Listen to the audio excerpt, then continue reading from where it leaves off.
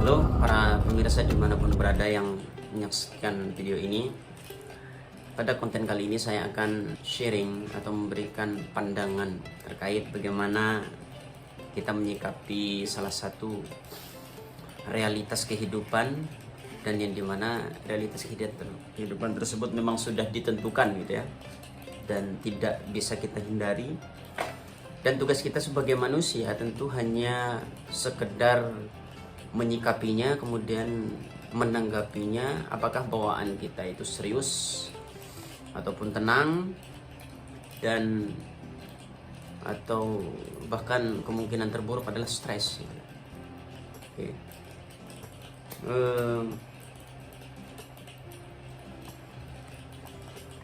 Karena ini adalah konten perdana saya, sehingga mohon maaf jika banyak sekali kekurangan. Dan salah satunya saya sambilan merokok, dan salah satu pemantik untuk saya terus berbicara, berpikir, mengalir itu harus ditemani dengan rokok gitu. Oke, jadi teman-teman, di dalam hidup setiap manusia itu memiliki cara hidup masing-masing, bagaimana dia menanggapi persoalan, kemudian bagaimana dia menyikapi permasalahan, sehingga tidak jarang yang kita dapatkan adalah persoalan tersebut itu dihindari seakan-akan itu adalah cara terbaik, bukan? Dan itu menjadi beban pemikiran atau beban sehingga membuat kita atau saya sendiri membuat semakin stres dan lain sebagainya. Jadi di sini saya menawarkan pandangan. Ada salah satu pandangan yang ditulis di dalam buku, itu tepatnya judul bukunya adalah Filosofi Teras, atau salah satu buku lainnya yang sebelum lahir Filosofi Teras tersebut. Itu ada buku yang ditulis oleh Henry Manam Biring dan terinspirasi dari salah satu buku ini, Stoik, Apa dan Bagaimana. Jadi Stoik ini adalah aliran filsafat dari Stoa. Ada namanya yang digunakan oleh kaisar pada masa itu, Aurelius. Dan ini Stoik ini adalah bagaimana pola pikir atau cara pandang kita menghadapi wujud persoalan dengan tenang, dengan damai. Nah, di dalam pemikiran Stoik itu ada yang namanya dikotomi kendali. Apa sih itu dikotomi kendali?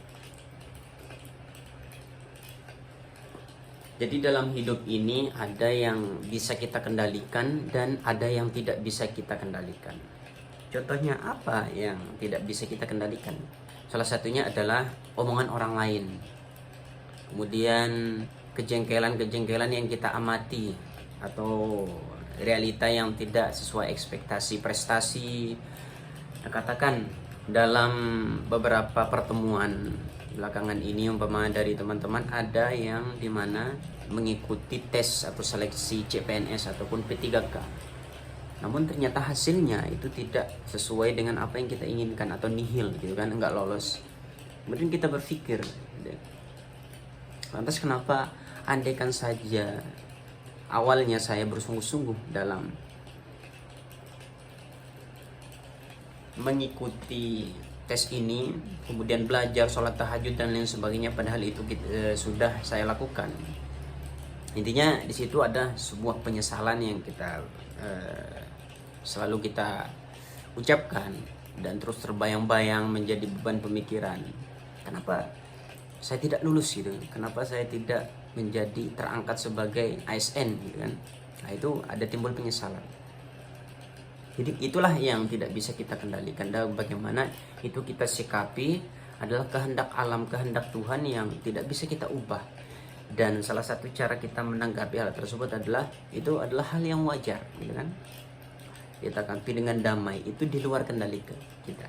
Yang bisa kita kendalikan cuma kita berbuat, bersungguh-sungguh belajar dan lain sebagainya. Dan namun kalau kita menyikapi hal tersebut secara berlebihan, itu justru membuat suatu penyakit beban psikologis, beban karakter, hingga sehari-hari kita dihantui dengan pemikiran tersebut.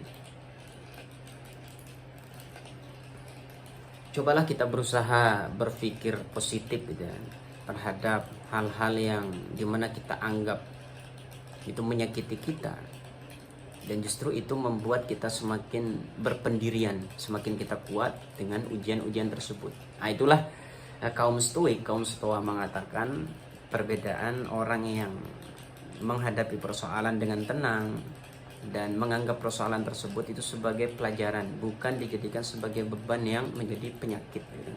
Atau salah satu contoh lain, ketika kita berada di lampu merah gitu, kita lantas berhenti, kemudian lampu merahnya lama, kemudian di satu sisi itu macet gitu kan, lalu kita klakson, marah dan lain sebagainya, sumpah serapah. Nah, itu kebiasaan normal para orang-orang yang di luar sana yang kita lihat marah, emosi.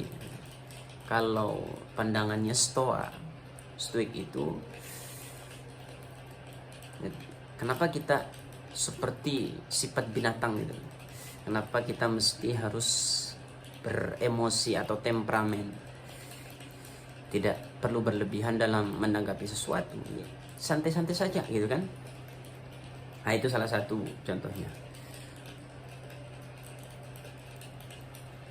Marcus Aurelius itu pernah berkata bahwa pikiran kita itu kita sendiri yang mengontrol, kita sendiri yang mengoperasikan, dan kita tidak bisa menghendaki atau mengkondisikan sesuatu yang telah terjadi atau di luar kehendak kita. Yang terjadi ya sudah terjadi, tidak usah kita sesalkan. Oke? Artinya kesimpulannya adalah, jika Anda ingin menjadi bagian dari Stoik, jadilah orang yang selalu menghadapi persoalan yang rumit sekalipun itu menjadi bukan sebagai beban pikiran, tapi kita anggap sebagai pelajaran yang tidak perlu pusing-pusing kita memikirkannya, apalagi sampai merasa bingung gitu kan, merasa stres dan lain sebagainya. Oke, mungkin ini sedikit sharing-sharing, meskipun tidak tertata peribahasanya apa yang saya katakan. Saya rasa mungkin ada poin-poin yang bisa dipetik gitu kan, apalagi sebagai pemula untuk beradaptasi menjadi kaum Stoik gitu ya, kaum orang-orang yang selalu bersikap bodoh amat terhadap persoalan. Dalam artian bukan apatis ya, berbeda dengan apatis ya. Ya Stoik artinya kita tidak perlu mengambil pusing gitu kan, tidak perlu mengambil pusing. Yang bisa kita kendalikan, di dalam diri kita, ya kita mengerjakan.